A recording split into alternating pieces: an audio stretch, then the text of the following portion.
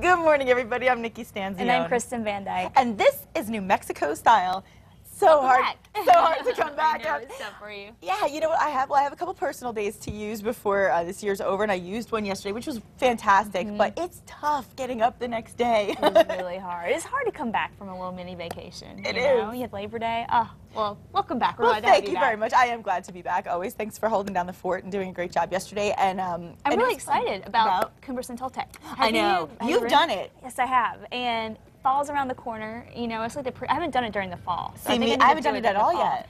But I'm so excited to hear what they have to say. And didn't you take your family? I did. I took my whole family in the spring, and we had such a fantastic time. It's fabulous. Well, and this time of year is so pretty, so I'm excited. I'm excited. I would like to do that as well. Okay, Kristen, I have a question for you. I've been thinking about this. Okay.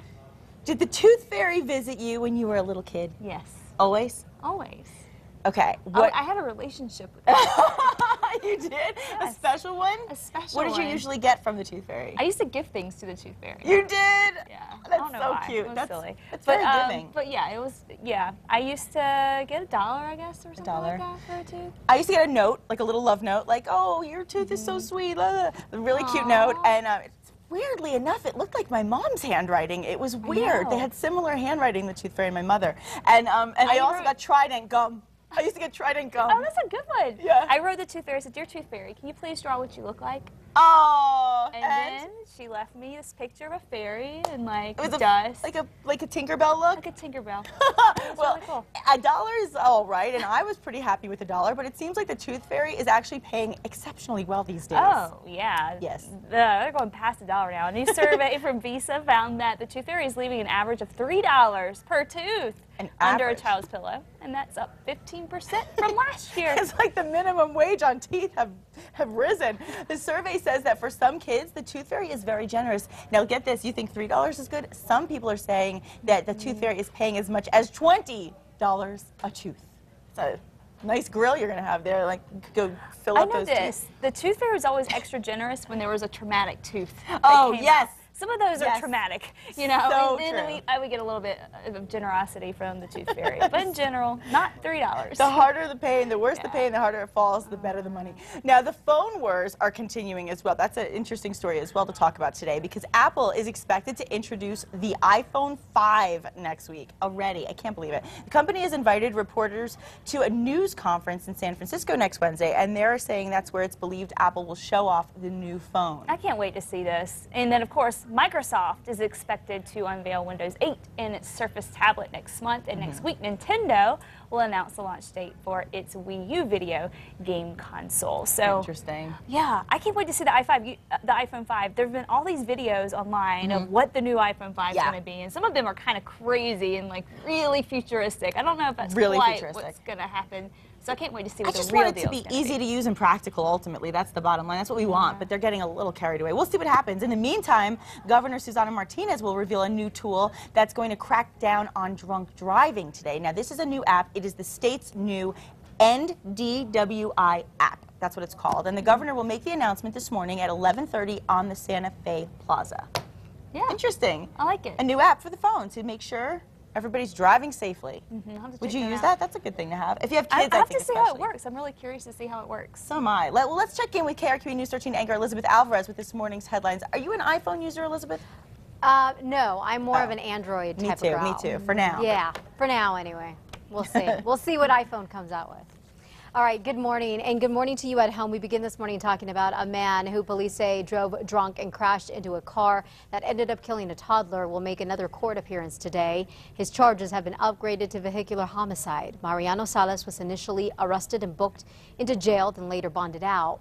Last week, the little boy was taken off life support and died. 2-year-old Vicente Grego was the victim in the August 25th crash. Detectives say the toddler was in the back seat of his parents' car on Coors when they say Salas plowed into the vehicle from behind, then took off. An alcohol breath test at the scene, police say, showed Salas had a .16 or above, which is twice the legal limit.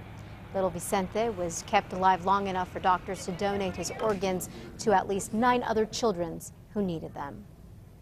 The man convicted of running the biggest Ponzi scheme in New Mexico history will learn his fate this morning. There is a lot of controversy over his sentencing. Doug Vaughn's attorneys claim federal prosecutors are going back on his plea deal, which they say allows Vaughn to voluntarily surrender and enter into an alcohol treatment facility for his first year. His attorneys claim that prosecutors changed their minds and now want to put Vaughn in a traditional federal prison with hardened criminals instead of a minimum security prison camp. We, of course, will have more on his sentencing later today on KRQE and on 2 Casa Fox. More information now about a conference that is going on in Albuquerque this weekend that has some people very concerned. Police had a town hall meeting last night about the Reform Sex Offender Laws Conference that will be held at the Ramada Inn near Eubank and I-40. Now, the group wants to change laws that have to do with sex offenders, like the sex offender registry. They want to make it a private list, not a public list. And here is what police told a handful of concerned residents yesterday. We're aware of the individuals who are participating in the conference. You can be assured that the Albuquerque Police Department is on the job. And organizers of the conference say police and neighbors don't have to worry about anything really, because they say most people at the conference will be lawyers, therapists, and advocates, and not actual sex offenders.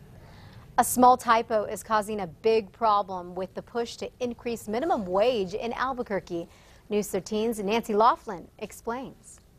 Like so many people, Madison Glover is struggling to survive financially. It's not easy. At this point, I'm finding that rent is usually like 70% of my income. She is a student scraping by, and after rent and insurance, basically living on Campbell's soup and whatever else I can scrounge up.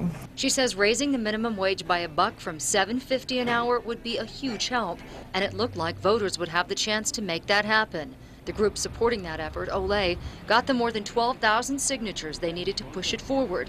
It was supposed to go before the Albuquerque City Council tomorrow night, but now a big snag. The way the proposal reads, employees would have to pay employers the wage hike. Would have the employee paying the employer, which is obviously just the opposite of what the intent was. And in our mind, that invalidates this whole process. Terry Cole, the president of the Albuquerque Chamber of Commerce, has made it no secret. She believes the wage increase would hurt business here. This issue is immensely important to business in this community, and if passed would make us very uncompetitive in this area. But Cole says the wrong language on the proposed law should now make it invalid. No one, even I can't imagine, even the 12,000 people who signed this petition would want an invalid document like this to move forward. Nancy Laughlin, KRQE News 13. The group wanting to increase the minimum wage says it knows about the mistake and its lawyer will fight it at the City Council meeting tonight.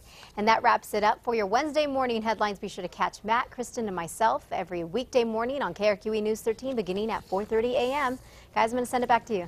Thanks, Elizabeth. Have a wonderful Wednesday. Thank you. And because it's Wednesday, it's a fun day for us here, as always. It is. It's time for the Hollywood Buzz. TMZ correspondent Gary Trock joins us from Los Angeles. Good morning, Gary. Great to have you back with us.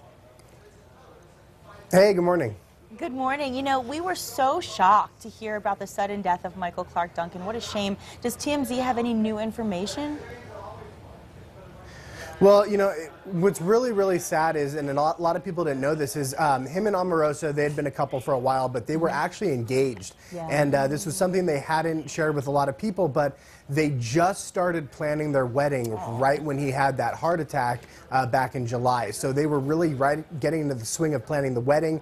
They were very excited. They were supposed to get married in January of next year. So this is obviously a huge loss for Omarosa and you know, the whole family. He was just never really able to recover from that heart incident he had in July, and they were moving him around the hospital, trying to find him the best care, flying in doctors, but in the end, it was just too much, and Omarosa was with him the whole time. She had to leave real quick for a previous engagement that she had, you know, committed to. By the time she got back, he had passed away, and his mother was with him at the time that he passed. So Yeah, it was, it's just such a sad situation. So hopefully there'll be some public memorials coming up, and you know, everyone can just remember what a great guy he was. And a young guy, and a really, like you said, a really well-liked guy in the industry. Everybody had nice things to say about him. You know, we had The Finder on our network here on Fox, and you know, I never heard a negative thing about him. So it's really so sad, and it just Ever. You. And they even came in. Yeah, they came in the studio like 3 months ago, him and Omarosa, and I ran up to him and I, you know, shook his hand. I said, "Oh my gosh, Green Mile is one of my favorite movies," and we just had this great conversation. And it's just so sad that, you know, he's gone now, and it's just very weird. And you know, death is a crappy thing. So Sure is. you know, Life hopefully is his family will move on, and yeah, we definitely wish them all the best. Gosh, if anything, you learn not to procrastinate. Life is short, you know, you never know what tomorrow will bring. So, but thank you for that information. Yep. Well, on to some perkier news. It seems that Prince Harry isn't the only royal letting it all hang out. TMZ spotted Prince Philip flashing his royal jewels while wearing a quilt. Will Prince Philip get a scolding from the Queen on this one? Kilt. Yeah, so this is, yes, he's wearing a kilt. It was pretty funny. He was at the Highland Games in Scotland, and he was with the Queen at the time, but somebody got an upskirt photo of him when he was sitting down, and it's very odd. This is the thing. There was a debate in the newsroom whether or not he was wearing a cod piece, which is, you know, something apparently you can, you know, a lot of people wear, maybe older people as well. Perhaps. So we were debating what you put underneath your kilt. Apparently, like naturally, you're not supposed to wear anything underneath the kilt. Oh, so is that the rule? I don't know if he was all natural. Yeah. So it's pretty crazy. I would chafe. I mean, that seems very uncomfortable to me. Well, I know you're not speaking from experience because, Gary, for some reason, I don't believe you often wear kilts. I just don't get that vibe. I would never. I would never. Nope. Unbelievable. Well, it's interesting news. And another thing that a lot of people are talking about, of course, from TMZ, is the fact that new mom Jessica Simpson, who's getting paid $1 million by Weight Watchers to shed her baby weight, is actually supposed to reveal her new body on Katie Couric's new show next week. But it doesn't appear that she's slimming down. So how does this work? What happens if she doesn't make the goal weight? I mean, yeah, it's going to be interesting. You know, she has a sponsorship with Weight Watchers. She really hasn't lost a lot of the weight yet. Now, she has an excuse for why she hasn't lost the weight. We just put it up on the site. Apparently, she says her boobs are too big now and she can't run. And so, yeah, I guess, hey, that's not a horrible problem to have. I mean, you know, I'm down with that. It's just, you know, there's other things you can do, other exercises you can do. There's a ta-ta tamer. So she definitely has to drop that weight. Yeah, the ta-ta tamer. What's a ta-ta Lululemon? tamer? It's for that.